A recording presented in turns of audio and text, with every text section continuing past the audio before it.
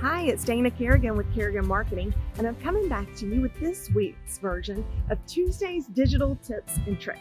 Now, this week, what we're going to be talking to you about is how to make sure that your business name shows correctly on Google. Now, I know that may seem pretty simple, but something as simple as a punctuation that is out of place can make Google just not even find you. So we want to make sure we take care of that. Stay tuned. First, log into Google and select the Google My Business icon. Next, select the Info tab. Then, confirm the correct spelling of your business name.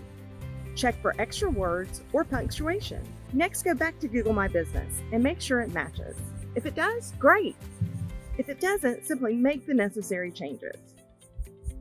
All of this greatly helps you show up on Google, so make sure you stay tuned for next week's tip.